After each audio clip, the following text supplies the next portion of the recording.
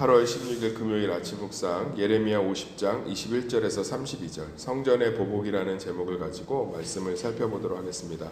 이제 계속 바벨론이 하나님 앞에서 이렇게 열방의 망치, 심판의 도구, 또 심판의 회초리로 사용되었지만 결국은 그들이 교만해서 결국은 하나님 앞에서 다 무너지고 흔적도 없이 사라질 것이다. 또 그렇게 사람들에게 잔인하게 행했던 그 모습 그대로 아마 당하게 될 것이다 라고 하면서 예레미야가 이제 바벨론의 심판을 예언하고 있습니다. 예레미야서가 쓰여진 대상이 이제 읽혀진 대상이 누구냐? 뭐 여기 열방들 다 지금 하나님께서 심판하고 있으니까 열방들에게 주신 보편적 말씀이기도 하지만 본질적으로는 이스라엘 백성들이잖아요. 남유다 백성들. 망해서 이제 그 포로로 끌려가는 그들에게 예레미야를 통해서 하나님께서 이 말씀을 주고 있는 거잖아요. 그러니까 결국은 하나님께서 우리 삶에 어떠한 문제를 일으켜서 우리를 겸손케 하고 꺾기도 하고 혼을 내시기도 하지만 그것들이 우리 가운데 겸손하게 또 그 부분들이 훈련이 끝나면 하나님께서 그 부분들을 잘 정리하시겠다 이런 얘기겠죠. 그러니까 이스라엘 백성들이 이 바벨론의 포로로 끌려가서도 낙심하지 마라. 바벨론이 저렇게 강성해 보여도 내가 반드시 내 때가 되면 내가 너희들을 사랑하는 그 목적들이 이루어지고 나면 바벨론을 꺾겠다라는 얘기들 아니겠습니까? 사랑하는 성도님들, 우리 삶에 있는 모든 것들은 우연이 없는 줄 믿습니다. 제가 예전에 예수를 아예 안 믿다가 예수를 믿는 사람들, 그러니까 뭐 신앙생활을 하다가 믿는 사람들 말고 예수를 아예 안 믿다가 이렇게 예수를 좀 믿은 사람들 또는 이렇게 극적 회심 있는 사람들이죠. 그러니까 뭐 이렇게 어렸을 때부터 그냥 뭐 친구 따라 교회 나오다가 교회 그냥 잘 다니고 이런 케이스가 아니라 예수를 이렇게 별로 좋아하지 않고 기독교에 대해서 이렇게 별로 좋은 감정이 없다가 예수를 이렇게 믿은 사람들을 보면 제가 꼭 물어봐요. 예수님을 믿고 나서 무엇이 달라졌습니까? 하면 그분들이 그런 얘기를 해요. 예전에는 뭐 삶이 다 우연이었죠. 자기가 뭐 선택하는 거고 또 어떤 일들이 벌어지는 것도 다 우연이고 그런데 예수를 믿고 나니까 하나님이 모든 것을 주관하신다라는 것들이 생기게 되었다. 그래서 그분 하나님께 기도하게 되고 내 삶을 내려놓게 되더라. 이렇게 얘기하는 것처럼 사실 믿음이라는 것은 보이지 않는 것을 보게 해주는 거잖아요. 우리 삶의 모든 것들이 하나님의 은혜 가운데 있는 줄 믿습니다. 그러니까 실제로 여러 가지 문제들이 우리 삶에 있어요. 근데 그것들이 다 하나님께서 허락지 않으시면 또 하나님께서 계획하지 않으시면 그것들이 우리 가운데 일어날 수 없는 거죠. 저도 뭐 저희 아버지가 폐암 말기로 돌아가시지 않았습니까? 근데 그것들을 하나님께서 버리셨다는 믿음이 있었기 때문에 거의 뭐 한 7, 8년을 하나님께 물었던 것 같아요. 하나님 어찌하여 이 아픔들이 우리 가운데 일어났습니까? 라고 이렇게 물어봤는데 하나님께서는 그것에 대해서 하나하나 답변해 가시고 하나님의 때가 되니까 그 일들을 통해서 우리 가정을 어떻게 세우시고 또 그 일들을 통해서 우리가 어떤 아픔들 가운데서 하나님의 위로들을 경험했고 그것들이 목회의 현장에서 왜 필요한지 그것들을 하나님께서 보게 하시면서 제 안에 고난의 문제들이 자연스럽게 이제 해결이 되거든요. 하나님께서는 하나님의 때가 되면 우리를 아프게 하고 힘들게 했던 것들을 주님께서 다 하나님께서 사라지게 하실 줄 믿습니다. 바벨론이 얼마나 잔인하게 이스라엘 백성들을 짓밟았어요. 그런데 하나님께서 저들이 교만하여서 저렇게 넘어졌을 때 내가 또 저들을 심판해서 너희들의 원수와 수치 그리고 또 이스라엘 백성들의 구원을 열어가겠다라고 이야기하는 것을 예레미야가 하나님의 말씀을 담아서 기록하고 전하고 있지 않습니까? 사랑하는 성도님들, 우리 삶에 참 다양한 일들이 있습니다. 그러나 그 안에서 우리가 꼭 붙들고 기억해야 될 건 내 삶의 모든 것을 하나님이 주관하신다는 거예요.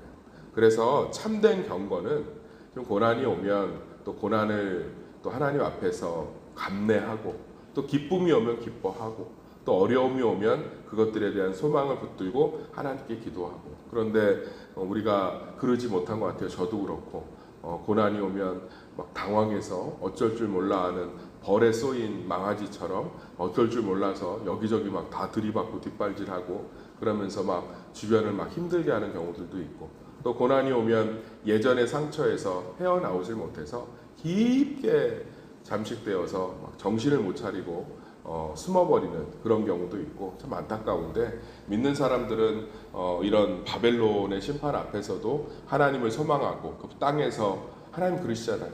바벨론 땅에서 살아내야 한다.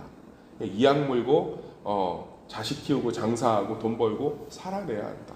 내 때에 내가 너희를 회복하리라. 저는 경건은 이런 모습이라고 생각해요. 하나님을 소망하면서 묵묵히 감내하고 견뎌내고. 그런데 제가 이렇게 믿음 생활하면서 저도 그렇지만 안타까운 것은 고난이 오면 무조건적으로 좌절하고 잠수 타고 예배부터 끊어내고 기도의 자리 떠나고 하나님 원망하고 그런 마음 가운데 우리가 어떻게 하나님께서 무엇을 쌓으실 수 있겠어요. 그래서 고난이 오면 사실은 그 굉장한 교만이에요. 고난이 왔을 때 하나님께 이렇게 막 어쩔 줄 몰라 하는 것 자체가 고난을 내가 통제하려는 모습이고, 내 삶의 주권이 나에게 있기 때문에 내 뜻대로 되지 않는 하나님은 난 가차없이 버리겠어 라는 뜻이기 때문에, 물론 뭐 고난의 순간순간에는 낙심하고 절망해서 그럴 수 있어요. 그렇지만 그것들이 신앙의 근본이 되지 않고 또 우리 바로 또 회복하지 않습니까? 그런데 또 어떤 분들을 보면 고난 앞에서 하나님과의 관계를 완전히 단절하는 경우도 있는데, 그러한 모습들이 사실은 근본적으로는 굉장한 교만이 될 수 있습니다. 그래서 우리가 오늘 말씀을 통해서 우리 삶은 하나님의 때가 있다는 것, 그리고 하나님께서 바벨론을 스스로 강해진 것이 아니라 하나님의 특별한 목적 가운데 그들을 강하게 하신 거라는 것. 그러나 그들이 스스로 교만해져서 무너져서 그 역시도 하나님의 심판 가운데 있다는 것을 통해서 우리 삶 가운데 모든 것들 안에 있는 하나님의 인도하심, 또 하나님의 통치하심, 하나님의 함께하심, 하나님의 주관하심을 믿고 신뢰한다면 정말 우리는 고난 가운데 분명히 다른 모습들로, 세상과는 좀 다른 모습들로 그것들을 대하게 될 줄 믿습니다. 뒤돌아보면 우리 삶 가운데도 큰 고난, 작은 고난들이 있었지만 하나님께서는 그것들 안에서 참 많은 일들을 하셨던 것 같아요. 우리가 기도하고 부르짖고 하면서 하나님 그 기도의 응답에 신실하게 응답하시기도 하고, 또 내가 기도할 수 없을 힘이 없을 정도로 너무 낙심하고 지쳤을 때는 주께서, 성령께서 말할 수 없는 탄식함으로 우리를 중보하심으로 그 자리를 은혜로 채우시기도 하고 하면서 정말 우리를 어떠한 고난 가운데서도, 어려움 가운데서도 하나님이 원하시는 것들을 하나하나 이루어 가시면서 우리를 구원하시고 그것에서 자유롭게 하신 줄 믿습니다. 삶의 어떠한 순간에도 우리가 하나님의 인도하심과 하나님의 함께하심을 신뢰한다면 정말 이 바벨론의 이런 부분들이 주님의 은혜 가운데 묵상되어질 줄 믿습니다. 제가 이렇게 말씀을 묵상하다 보면 떠오르는 사건이 있어요. 장신대에서 수석 입학을 하고 정말 수석 졸업을 하는 뛰어난 분이신데, 뭐 교회 근처도 안 오고요. 아주 그 기독교에 대해서 본인이 또 장신대에서 4년 동안 탁월한 학생이었으니까 저한테도 와서 얘기하는 거 보면 기가 막혀요. 태제 안 태제 찾고 별소리 다 해요. 그러면서 아주 그냥 가라로 자랑하는 사람이 아니라 진짜 실력이 있는 사람이에요. 그분이 왜 그렇게 그 예수를 부정하게 됐냐면, 자기 장신대 졸업하고 나서 전도사 하는데 어머니가 많이 아팠대요.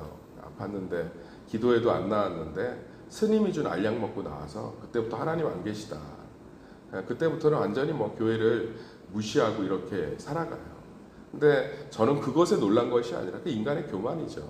내 뜻대로 안 움직여주는 하나님은 내가 4년 동안 공부했어도 내가 가차없이 버릴 수 있다. 그게 인간인데 저도 그래요. 제 뜻대로 안 되면 하나님 때로는 원망하기도 하고. 그런데 그 집안의 자녀들이 참 믿음이 좋아요. 믿음이.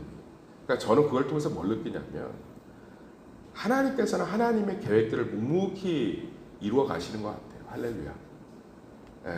저는 그 집안의 믿음이 지금 이제 소식이 끊겨서 알 수 없지만 저는 온전히 회복됐을 거라고 확신합니다. 아내분도 사모님이 되려고 결혼한 거기 때문에 믿음이 있으시고, 자녀들도 믿음이 참 좋아요.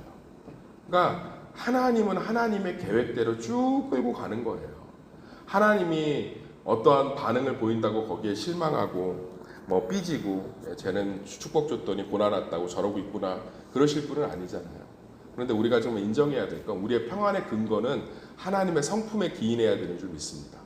하나님은 그것이 내 잘못된 선택을 통한 고난이든 내 무지에 따른 고난이든 내 죄의 결과이든 성숙을 위한 고난이든 선을 이루는 고난이든 하나님의 계획은 우리 삶 가운데 변함없이 이루어지는 줄 믿습니다. 그런데 그 계획이 선한 것인 줄 믿습니다. 저는 목회를 하다 보면 하나님은 하나님의 계획들을 묵묵히 선하게 인도하고 계세요. 그래서 성도들을 위해서 기도하는 것들을 멈출 수가 없고 성도들의 상황들이 안 좋아도 절망되지 않습니다. 왜냐하면 하나님은 그 가정의 문제를 묵묵히 선하게 목자가 되어서 인도하고 계시기 때문에. 오늘도 마찬가지잖아요. 여기에 뭐 이스라엘 백성이 회개하고 뭐 이런 거 뭐 하나도 없잖아요. 근데 하나님께서 때가 되면 바벨론 치시고 이스라엘 백성 구원하시고 다시 이스라엘 백성들 회복하시고 묵묵히 자신의 계획들을 진행해 가지 않습니까? 우리 마찬가지입니다. 삶에서 그런 하나님을 신뢰하면 우리의 고난이, 우리의 삶이 훨씬 더 다른 면으로 묵상되어지고 우리의 삶이 진짜 뭐 긍정의 힘, 이 또한 지나가리라. 성경에 없는 고난관들이에요. 다 팔자소관이다. 때가 되면 이런 것에 의해서 순간적인 감정에 가라앉히는 평안이 아니라 진짜로 사실 하나님이 내 인생을 묵직하게 인도하신다는 사실 위에 진짜 평안을 누리시는 성도들 되기를 예수의 이름으로 축원합니다.